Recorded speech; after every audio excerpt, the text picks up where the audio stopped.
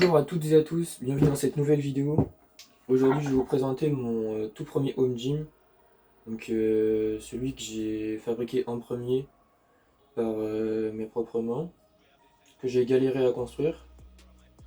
Et en fait c'est pas le tout premier home gym, parce qu'avant je m'entraînais avec vraiment 2 chaises et une barre. Mais on va dire c'est le premier home gym fabrication maison à la débrouillard. Donc, comme vous pouvez le voir, c'est ça. Cette espèce de cage miteuse. Donc elle se trouve là, on est dans ma chambre. Et elle est faite en grande partie avec du métal. Ça, tu peux te rapprocher peut-être un tout petit peu. Ça par exemple, c'est des étaux en acier que j'ai trouvé, je dirais pas où, mais c'est des étaux en acier que j'ai trouvé. Tout le reste du métal, c'est du métal que j'ai acheté. Le home gym en tout, je crois que il m'a coûté 600 € de fabrication. Ça paraît pas comme ça, mais vraiment j'ai déboursé pas mal d'argent pour le fabriquer. Et donc aujourd'hui en fait je m'en sers plus trop de ce home gym parce que il représente à peu près 30-40% du matériel d'entraînement que j'ai à la maison. Mais il m'a bien servi pendant une période, surtout pour faire des singles aux tractions avec cette barre. On peut pas faire de volume aux tractions parce que la cage elle bouge trop. Genre je peux vous montrer.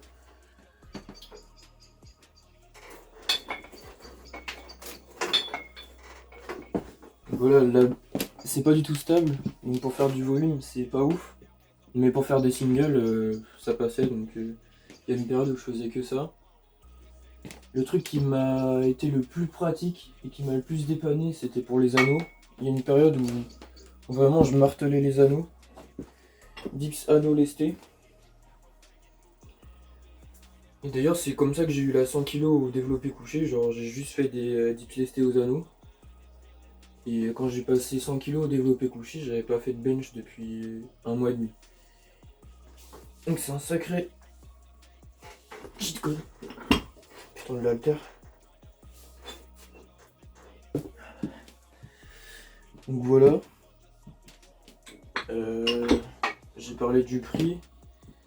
J'ai pas trop parlé de comment j'ai fabriqué ça, mais j'ai passé à peu près en tout un an parce que vu que je suis en études dans une autre ville, je revenais le week-end en train justement pour continuer la fabrication.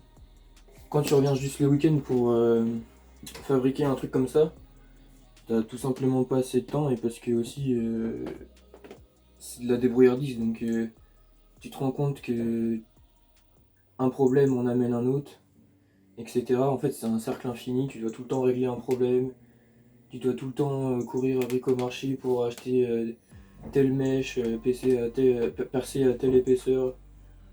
En fait c'est un truc sans fin, donc en tout ça m'a pris bien un an. Il y a des fois aussi où j'étais moins dessus, mais voilà.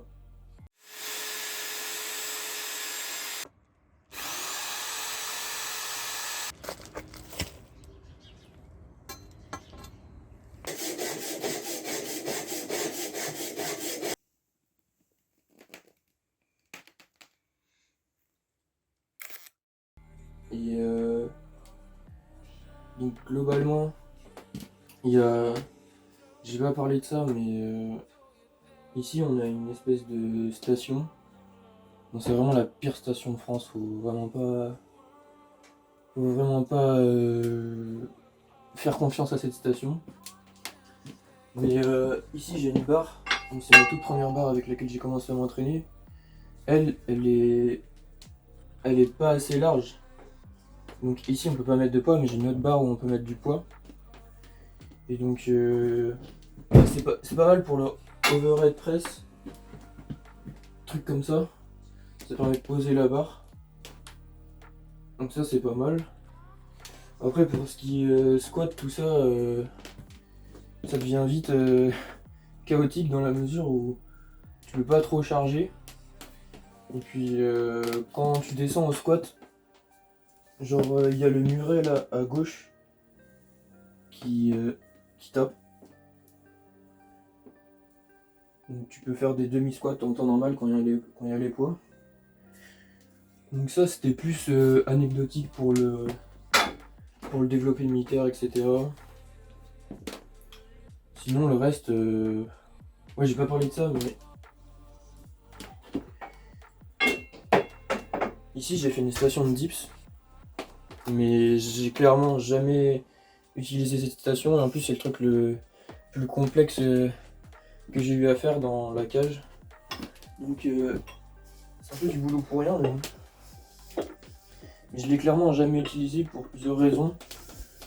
Les barres en fait que j'ai ici, c'est des barres en aluminium, donc c'est hyper fragile, même si le bras de levier est assez court et que tu fais des dips ici, ça peut le faire, mais bon, l'alu c'est pas trop ça. En plus de ça, c'est trop étroit, genre c'est beaucoup trop étroit pour des dips, j'ai pas la vue, ça me perturbe trop. Et en plus de ça, quand on arrive sur du lifting, même du poids de corps, c'est pas du tout assez stable, donc en termes d'efficacité de travail, c'est vraiment un level de... je sais même pas comment appeler ça. Un level de miteuserie. Oh, je peux même pas descendre à cause des haltères en dessous, mais... Bon là ça bouge pas trop, mais bizarrement, mais... Bref. Voilà pour la cage de manière générale. Comme je vous l'ai dit en début de vidéo, maintenant, enfin à l'heure actuelle, je l'utilise plus parce que je m'entraîne ailleurs, ça représente 40% de mon matériel. Dehors, j'ai fabriqué une espèce de micro-parc de street. Et dans mon garage, j'ai un truc, une vraie station de dips. Donc voilà. Je peux toujours m'en servir dans l'hiver ou l'été quand le climat le permet pas, de m'entraîner ici. Pour faire l'overhead press, des trucs comme ça, même des haltères. On va dire que à l'heure actuelle, c'est plus l'endroit dédié au renfo. Et si je veux faire des dips à dos. Mais ouais, je viens ici que pour le renfo, les assistances, tout ça. Donc là, on va passer au poids libre. Là, c'est toute la collection d'haltères que j'ai investi et fait moi-même. Enfin, fait moi-même, non, j'ai juste acheté et mis en paquet. Pourquoi j'ai acheté autant d'haltères? Parce que, en fait, quand tu fais beaucoup de renfo, au bout d'un moment, ça casse les couilles de toujours devoir renveler les poids, les remettre, tout ça. C'est surtout quand en plus de ça, t'as la surcharge progressive à prendre en compte. C'est trop chiant, donc j'ai essayé de faire plusieurs haltères et de graduer certains niveaux. Là, il me semble qu'on a 8, non 6. Là, c'est 10, 14 et là 22. Donc dans l'idéal, j'aimerais bien avoir un 16 ou un 18 pour faire le pont entre 14 et 22 parce que c'est beaucoup trop large. Et avoir un 12 aussi pour faire entre 14 et 10. Et ici, c'est juste pour le flex. On a la bête 42. Enfin, soit 42, c'est pas grand chose, mais c'est juste que pour un alter maison, c'est stylé. 42. Bon, celui-là, il sert juste à faire du rowing en unilatéral. Et c'est plutôt pas mal, franchement.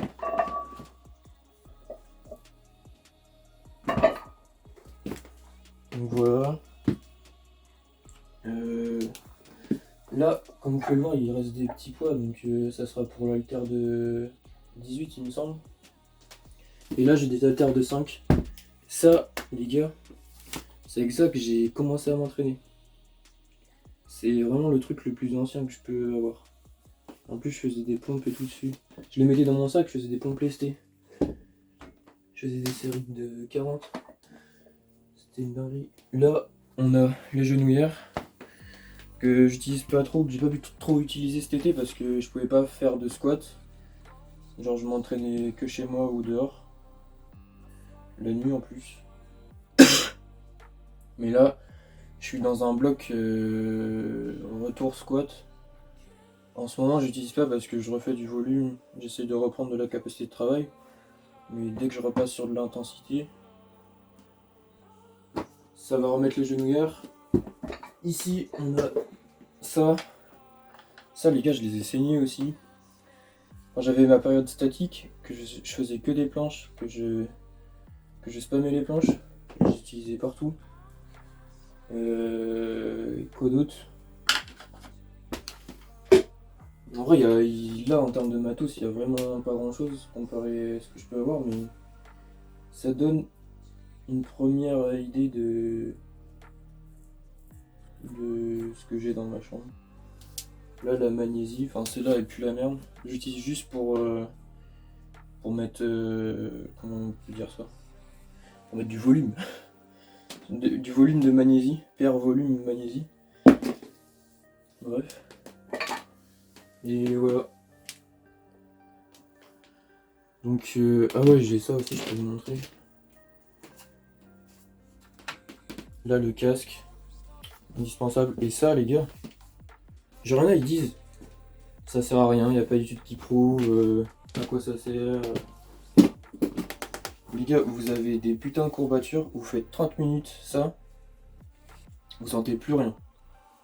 Genre, depuis que j'utilise ça, ma récupération, vraiment, elle a step up de fou malade, genre.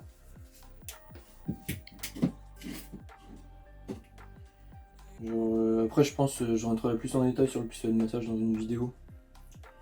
J'aimerais bien faire une série de vidéos aussi sur des conseils, à mon humble avis, selon ma petite personne, sur le streetlifting et l'entraînement de manière générale. Donc je pense que j'en parlerai de ça. Là, l'enceinte, évidemment, pour mettre du son bien bourrin. Et ça, c'est annexe en vrai. Et voilà. Faut pas faire gaffe, ma chambre. Là, pour les gars, pour vous dire, ma chambre, elle est, selon moi, elle est rangée là. Après, peut-être en vidéo, ça rend bien, mais pour quelqu'un qui rentre dans ma chambre, il se dit, c'est quoi ce bordel? Donc voilà pour cette vidéo. La seconde vidéo de cette série, Bricolift. Je pense que je vais vous montrer mes premières ceintures de lest, comment je les ai fabriquées. Comment je les ai fabriquées. Là, c'est vraiment, franchement, un niveau de miteuserie, vous pouvez pas vous attendre à ça. Vraiment. J'ai des ceintures de lest. Je pense que personne n'a ça en France. Même celle que j'ai actuellement qui me tient la route, franchement, elle est miteuse. Donc, bref. Du coup, je pense que je vais vous faire une vidéo là-dessus.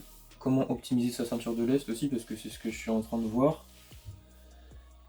Et après, normalement, dans le troisième épisode, j'aurai une grosse vidéo justement sur le micro-parc de street que j'ai fait avec EM dans mon jardin.